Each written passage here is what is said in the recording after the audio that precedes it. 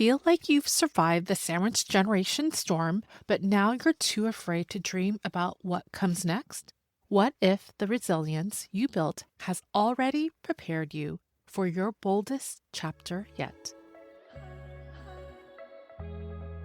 Welcome to the Mindful Midlife Mom, helping mentally exhausted moms carrying the weight of raising kids and caring for aging parents find calm in the chaos and reclaim themselves while caring for everyone else. I'm your host, Valerie Mecki, a mom of two, living part-time with my mom as we take care of my aging father.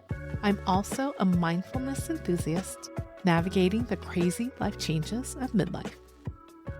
In today's episode, you'll learn why dreaming about your future feels so scary after years in survival mode.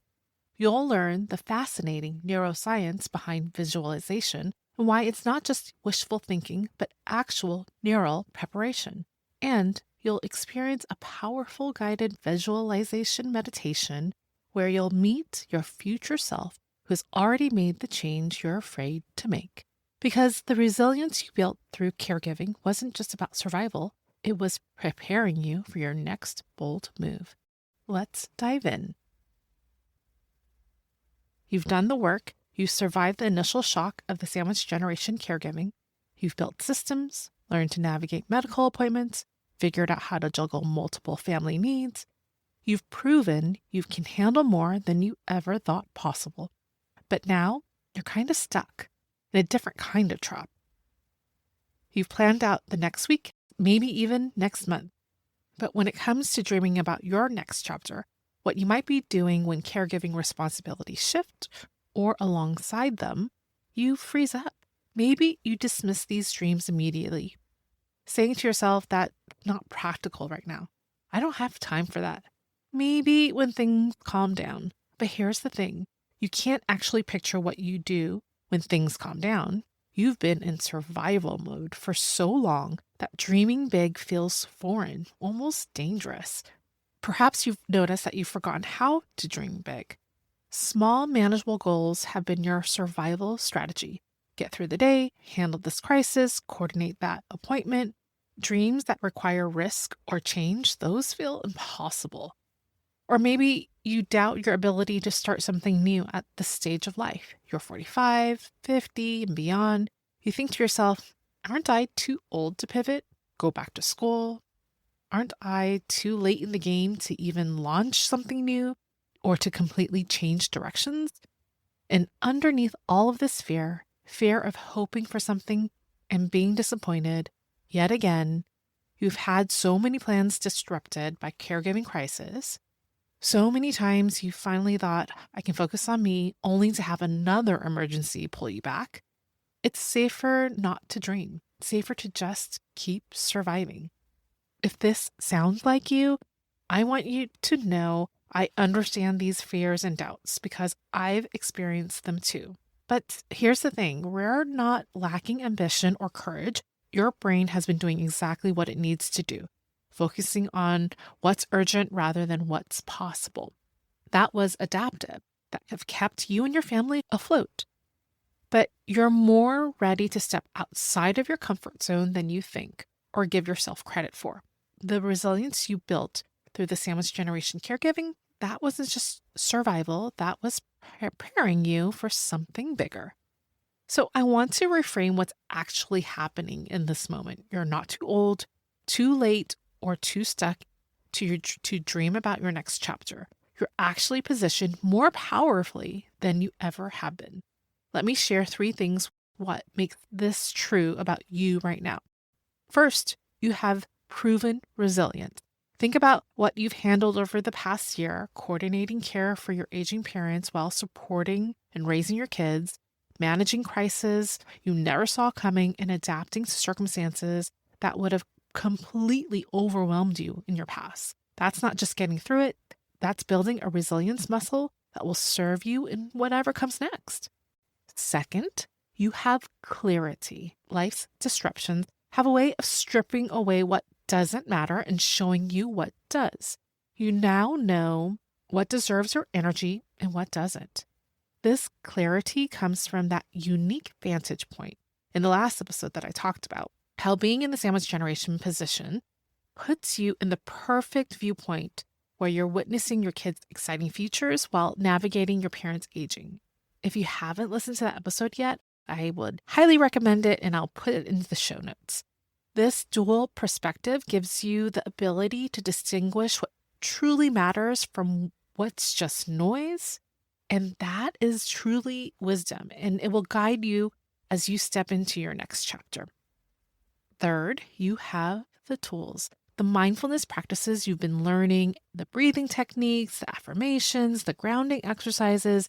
These aren't just for managing caregiving stress. They're tools you'll carry with you into whatever comes next. So you're not just starting from scratch. You're not too late. You are standing at exactly the right moment with exactly the right preparation. Now, you might be thinking, but Valerie, I don't have time to start a business. I don't have the bandwidth to go back to school. I can't launch that creative project while I'm still managing all of these responsibilities.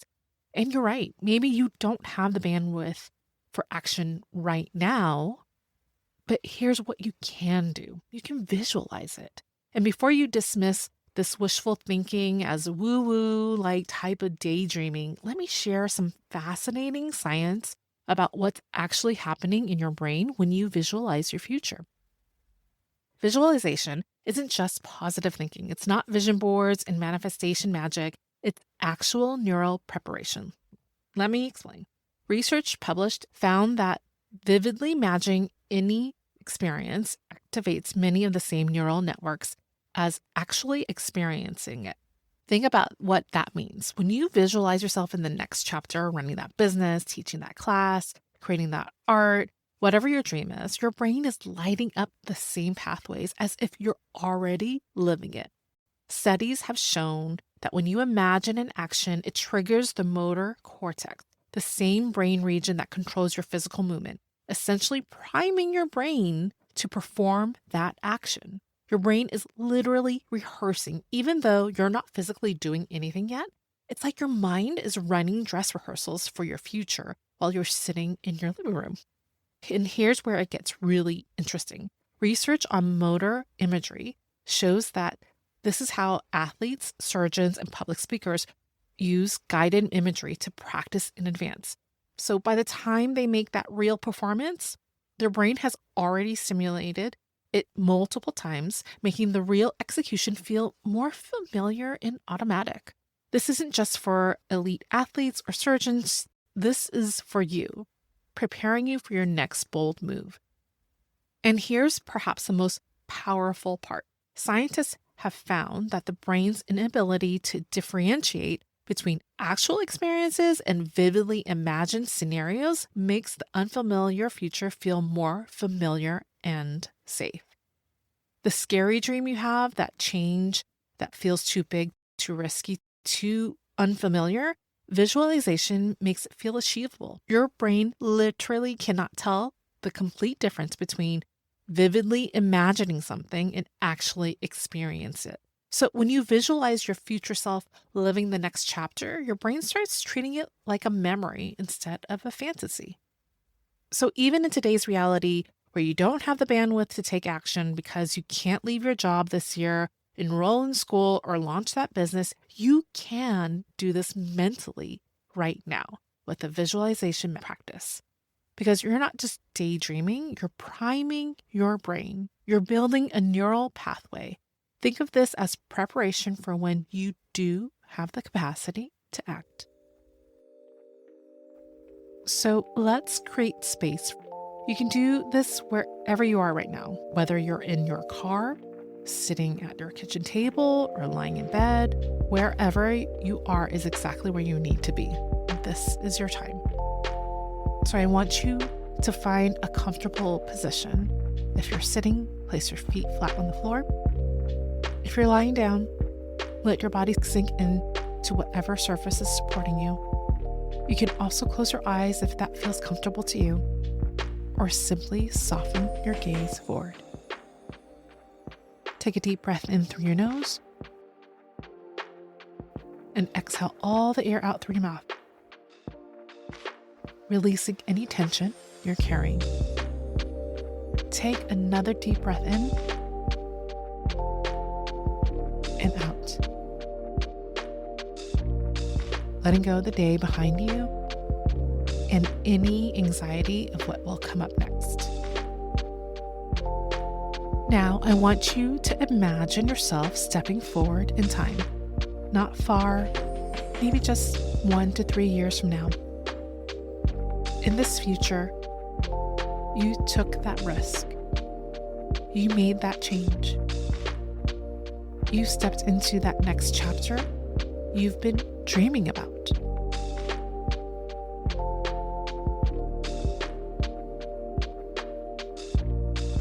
Can you see yourself in this future? Where are you?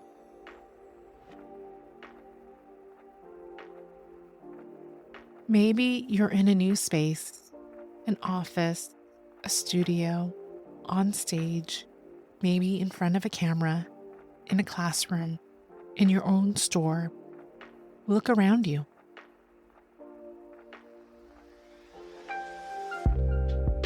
What do you see?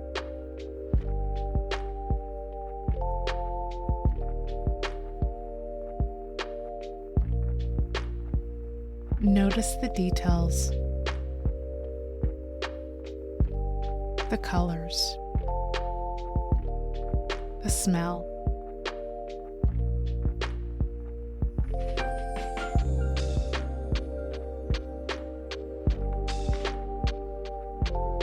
Now, what are you doing in this moment?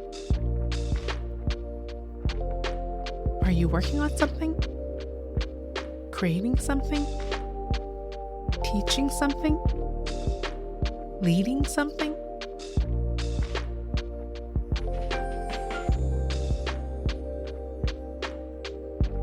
See yourself in action. Watch your hands move. Notice your posture.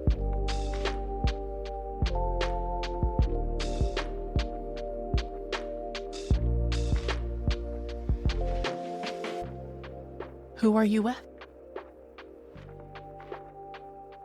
Maybe you're alone, beautifully focused in your own space. Or maybe there are others around you.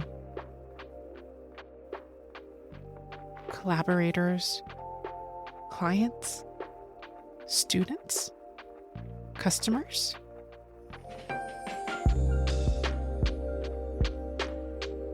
Notice who shares this space with you.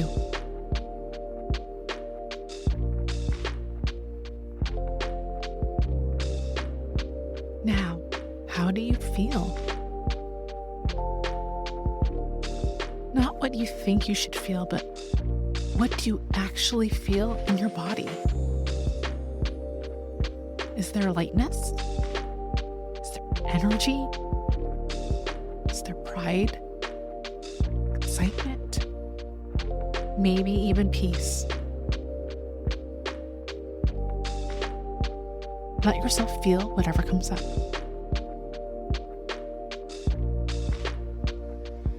This version of you, this future self, she knows something that present you still are learning. She's on the other side of fear. She took that leap. She's okay. More than okay. Now, take a deep breath in and let all the air out. Bring your awareness back to this present moment. Beautiful. Now, let's anchor this vision with an affirmation that honors both your bravery and your future self. I'll say this affirmation twice. As you listen, imagine someone writing these words on a whiteboard for you. This will help with memorization. So let's begin. I am brave enough to dream and wise enough to choose well.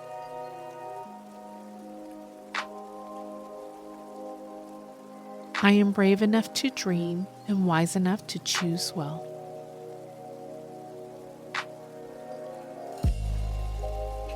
Now I'll repeat it 2 more times. The first time, you can just listen, and the second time, say it out loud with me so you can make that connection. I am brave enough to dream and wise enough to choose well.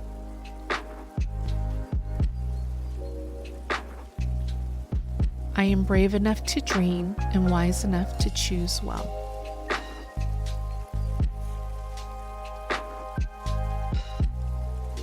Now, visualize yourself taking one small step towards your future that you've just imagined.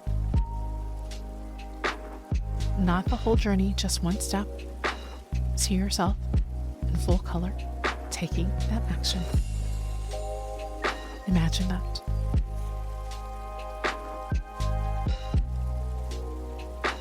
I am brave enough to dream and wise enough to choose well.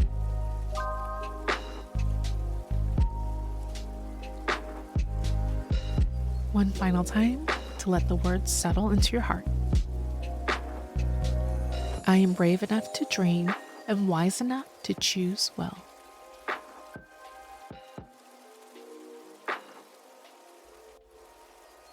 Take one more deep breath in and let all the air out. And if you had your eyes closed, slowly open them. And when you're ready, if this feels comfortable to you, place your hand over your heart to help seal this practice with self-love and care. You just did something powerful. You didn't just daydream, you primed your brain for your next chapter. The neural pathways you've activated during that visualization, they're real. That feeling you experienced, that's real too. Your brain just rehearsed a future that makes that scary change feel more familiar, more achievable, more possible.